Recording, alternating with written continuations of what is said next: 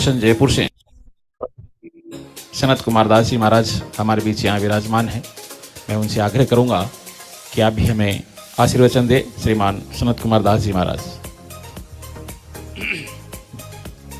हरे कृष्णा। आज जो हम लोग जिस उद्देश्य से हम लोग यहाँ एकत्रित हुए हैं और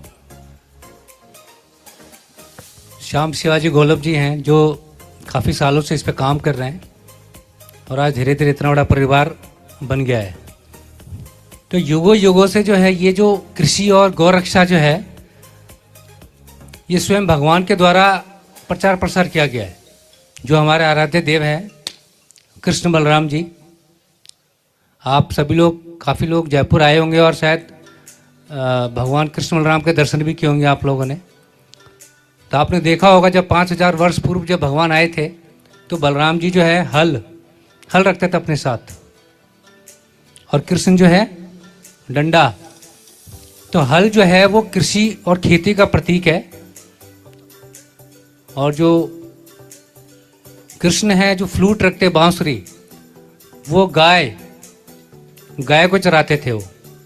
तो सीधा सीधा ये संदेश देना चाहते थे कि जो जीवन का जो आधार है, जो सनातन धर्म का जो फाउंडेशन है, बेस है, वो कृषि और गौरक्षा है। और कहीं ना कहीं ये जो मिशन है इस आधार को पूरा करती है। और हमारे मिशन द्वारा जो संदेश लोगों तक पहुंचाया जा रहा है वो यही है कि आप भगवत गीता का जो ज्ञान है, इवन कृष्ण भगवान भी भगवत गीता में बोलते हैं अनादि भवन्ते भूतानि, जो अन्न है वो वर्षा पे नियंत्रित है। जो वर्षा होगी जब ही अन्न की उत्पत्ति होगी, चाहे वो घास है वो भी अन्न है। एक्चुअल में हमारे जो टैग लाइन है यहाँ पे हम देखते हैं अन्नदाता बन रहा है अब ऊर्जा दाता। तो कहीं ना कहीं अन्न भी ऊर्जा है, अन्न हमारे लिए ऊर्जा है। और जब आप जिस ऊर्जा की बात कर रहे हैं वो मशीनों की ऊर्जा है। तो जो खेती में चाहे घास उगाए ये एक जानवरों के लिए अन्न है, मशीनों के लिए अन्न ऊर्जा बोल सकते हैं। तो कहीं ना कहीं जो अन्न है, जो खेती होती है वो वर्षा पे डिपेंड करती है और वर्षा जो है वो यज्ञ पे डिपेंड करता है। और यज्ञ का जो आधार है वो है धर्म और कर्म। तो कहीं ना कहीं ये जो भूमि है अगर आपको अनाज दे रही है, कुछ भी उगा के आपको दे रही है, कहीं ना कहीं धर्म का और कर्म का बहुत बड़ा योगदान है।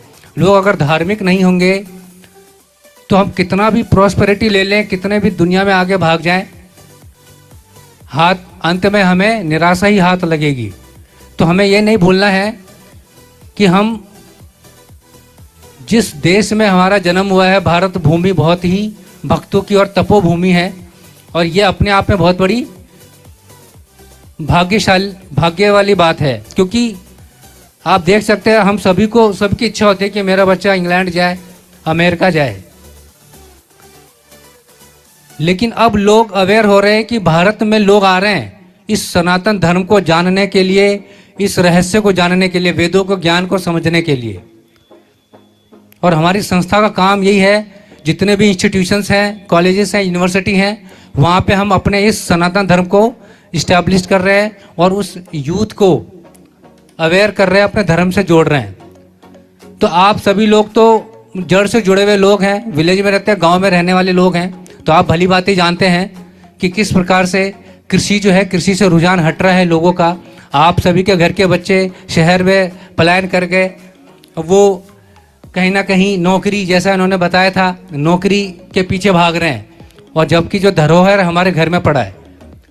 तो आप लोगों को जागरूक देख के मुझे बहुत अच्छा लगा। और इस तरीके से जो प्रोग्राम है, भगवान से मैं यही, कृष्ण बलराम से यही आशा करूँगा कि आप दिन प्रतिदिन इस प्लांट को, मूवमेंट को आगे बढ़ाते जाएं और गांव से जुड़ा हुआ हर व्यक्ति इस मूवमेंट से जुड़े। आखिरी में मैं बस ये कहना चाहूंगा कि जब भी हम बात करते हैं सुखी जीवन, तो सुखी जीवन में धन का होना जरूरी तो है, लेकिन धन के साथ साथ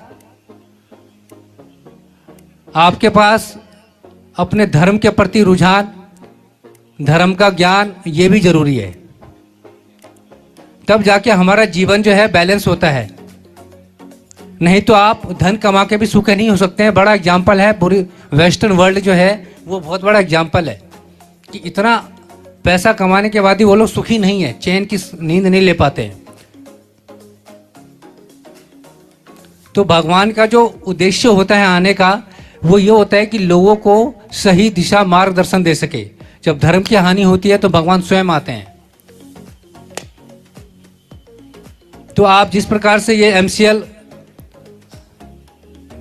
टोराफाइड बायो पैलेट से जो जुड़े हैं, ये जो प्लांट डला है जो आज कोयले का काम करेगा, फ्यूचर इसका जो सेकेंड वर्जन आने वाला है गैस बनेगा, जो आज हर जगह डिमांड में है और हर बड़ी बड़ी जो पब्लिक सेक्टर है वहाँ पे कंपलसरी है इस चीज़ को यूज में लेने का। आप जो बनाएंगे आपके प्रोडक्ट की खूब डिमांड है, तो चिंता की कहीं बात ही नहीं है। तो आप सही दिशा में जा रहे हैं। और साथ में याद रखें, आप अपने बच्चों को कहीं ना कहीं धर्म के प्रति रुझान बढ़ाएं, उनको थोड़ा ज्ञान दें। आज हमारी संस्थाओं में लोग जो आ रहे हैं, जो यूथ आ रहा है, काफ़ी चेंज हो रहा है, ट्रांसफॉर्मेशन हो रहा है।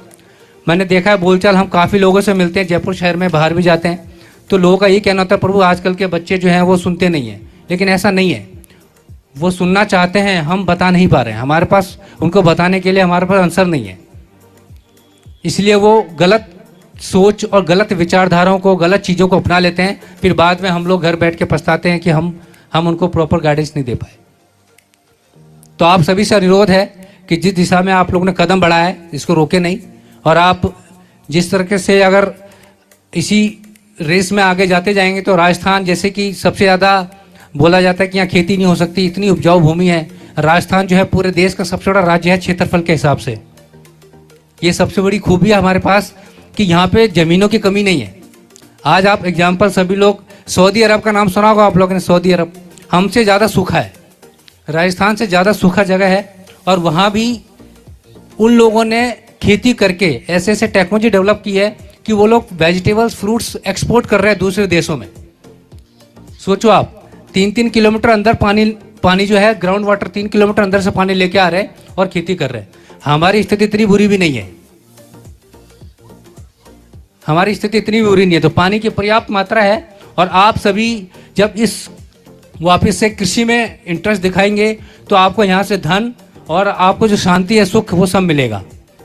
और कहीं ना कहीं भगवान का जो धर्म का जो प्रचार में एक हिस्सा ये भी रखता है, गौ रक्षा और कृषि, ये दोनों आपस में जुड़े हुए हैं। अगर ये दोनों प्रॉपर चलेगा तो आपका जो आर्थिक स्थिति है वो भी सही रहेगा और मानसिक स्थिति भी सही रहेगा।